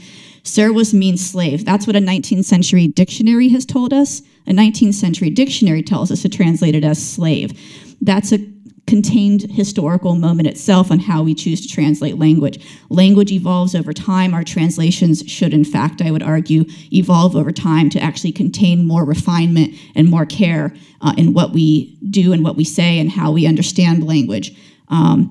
Slave doesn't mean the same thing always, as we have just been talking about up here. So we need to actually not say this Latin word equals this, and are you changing it? Because what we're actually doing is trying to get to a more accurate representation, as Sarah pointed out, of what those texts say and how they can speak across time. So I would just be very careful myself of always saying X means Y when we're going from one dead language to another language, or any language to another language. So I thought Sarah did a good job pushing back, but I thought it deserved to have some more support.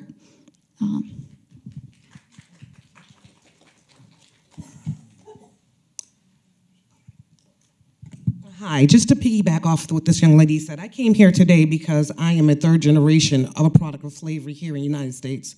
My mother was an indentured servant. Her mother was a sharecropper and indentured servant. Her mother was a slave and then an indentured servant, a sharecropper. And I don't think that most people who come in contact with Black Americans, because we can't really identify with Africa, don't understand how closely it was far removed. It's only been 400 years.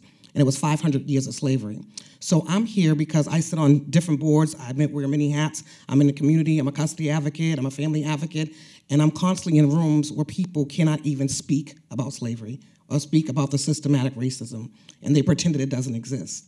And so as somebody who is a product of that from my family, from being from South Carolina, and I know exactly what happened because my grandmother made sure every year I went to the plantation she was on and picked crop, pumped water, slopped the hogs, fed the pigs, so that I would know exactly what it was like to live that life. And mind you, I grew up in Boston, very bougie, but she made me go down there every year and do this.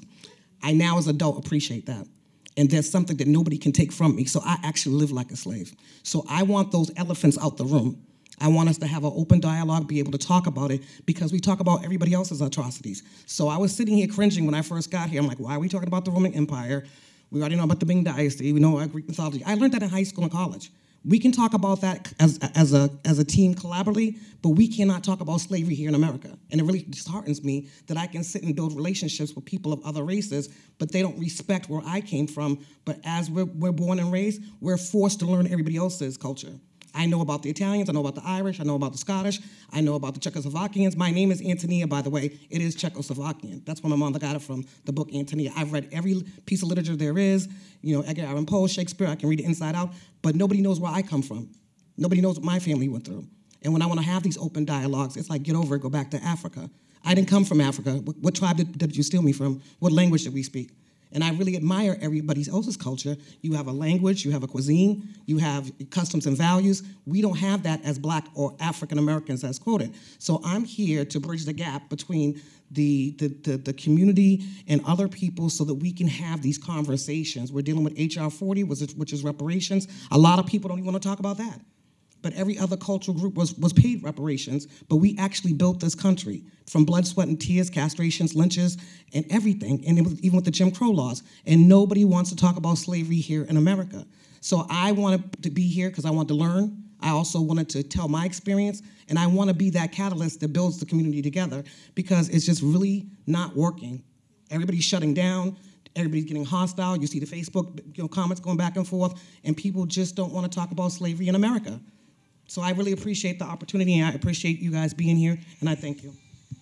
Just say,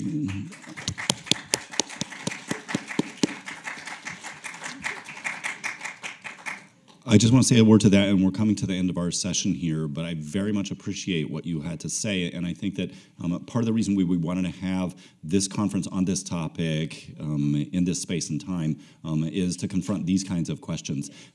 There are lots of people in this room who occupy a lot of their time thinking about past cultures, about cultures that are now long gone, and we constantly ask ourselves, is this even relevant? Who should care? Why would anyone care about dead Romans and dead Greeks? And there have been all kinds of stories that people have told themselves about the importance of this, including the examples that Ed Rugemer mentions from a Jamaican context, where people are still repeating these stories, repeating these narratives as a way to validate their own existence and to connect themselves with that history that was robbed from your family, right?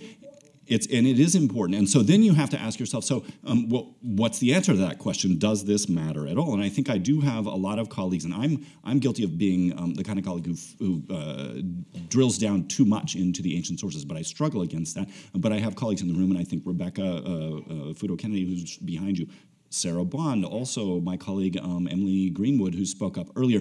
These are people who are trying to bridge that gap for us. And we need to continue then over the next day and a half with the spirit of dialogue and trying to say, well, does this stuff matter? And your conclusion might be, this actually just doesn't matter. It has no relevance to an American world that is still so starkly imprinted by its legacy of slavery that I can't see why we're spending our time. And I think we ancient world people who do see some value in the study of this distant past for all kinds of reasons, not necessarily because we see ourselves as the direct inheritors of this grand legacy or something, but because this is a story that merits telling, and we have the material to do that, reaching deep into history, and to tell that part of human history and human existence and human interaction, I think, that can inform our understanding of what it is to be human across time without ahistoricizing paradigms and without efforts to boil this down into sociologically neat categories or something. So we're going to continue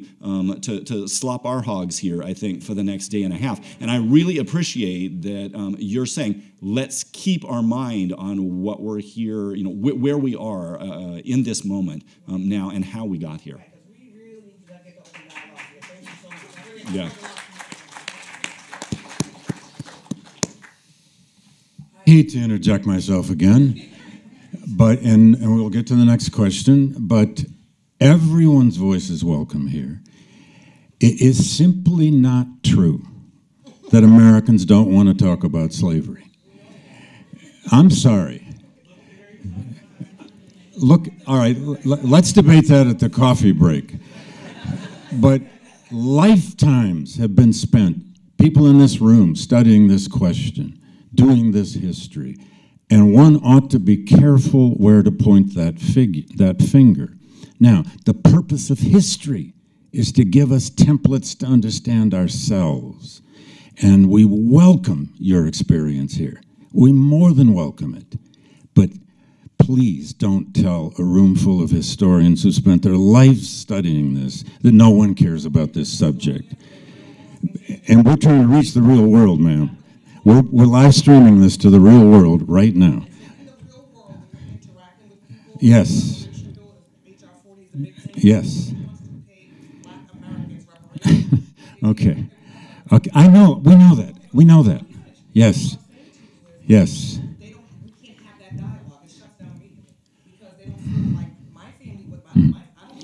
Okay, okay. We got it. We got it. We got it. Well, we're doing everything we can to not shut that down. Good. We're here to do that. Great. All right. To be continued. We have another question back there. Yeah, Bruton is another person who is deeply involved in how you can connect this to the contemporary world. Let's hear from her.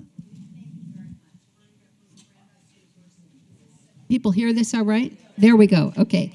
Bernadette Bruton, Brandeis University. So I wanted to pick up this question again of the translation of enslaved person or enslaved male. Even in the narrowest historical sense, one can make the case for that, because Gaius, for example, the author of a law textbook, Roman law textbook, defines an enslaved person as both a persona, a person, and race, a thing. So that, and also in Roman law, we have examples of the Roman jurists speaking of the spouses of enslaved persons who are not, which is not a legally recognized category, as spouses. So even the Romans themselves had a sense of this. But I think the other question is, how we work historically. I think the question of saying enslaved person raises a question of, what do we think we know about history? In other words, how do we know what they meant? And is there one meaning to what they meant? So I think I wanted to comment on that. And then a second, I have a question, which is the relationship between, or the comparison between the British and those from the Iberian Peninsula with respect to manumission, the one coming from the Justinian Code and the other coming from the colonizers. An interesting question for me is, which system is more brutal? Because on the one hand, it seems more brutal never to have manumission, and in one sense it is. And on the other hand, allowing manumission is a way for enslavers to control their enslaved population better by urging them to work, hanging out the promise always of being able to be manumitted.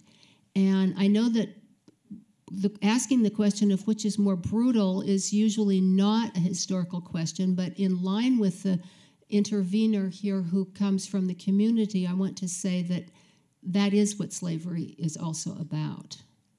Yeah, thank you.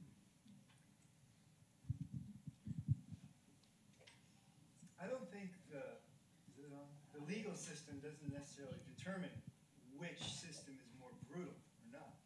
I think the place and time does. For example, if you're in a sugar plantation in Cuba in 1850, okay, that's just as brutal, if not more brutal, than being on an American U.S. plantation, a cotton plantation in Georgia in the same time, okay? But it's different, again, could be different again, to be in Havana, in the city, in, say, 1650, okay? Where manumission is a lot more common. And the work regime is very different as well. I mean, the work regime is huge in terms of determining the actual experience of enslaved people. What I do think is important about the numbers, about the demography, is that, you know, if you're an enslaved person in one of these societies, and there are the example of those who have come out of slavery, that's got to mean something, okay? As opposed to if you're in the American South, okay, and you're enslaved, there's very few people who have come out of slavery. It's 2% of the population. It's tiny. I think that speaks to the social fabric of different slave societies across space and across time. And I think we need to pay attention to that. So I would not want to essentialize the importance of the legal system in determining the lived experience of slavery. The argument doesn't work that way.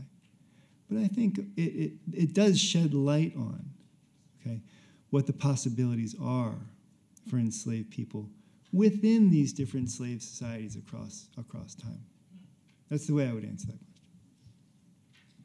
Just one more question. Okay, thank you. Jane Landers, I just wanted to build on what Ed said and some of the other comments as well, because I keep hearing the United States and America and so on, but relative.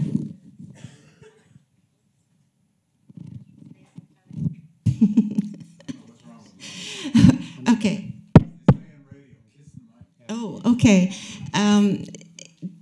America was quite different a long time ago, and so the idea of the 1619 and the beginning of African American history and so on is one that's not accurate, and that Africans were here in the Americas in our United States, what is now our United States, since 1513, free African explorers and so on, as well as slaves. But the whole southern tier of our country was much more diverse and followed the Iberian patterns primarily that Ed's talking about.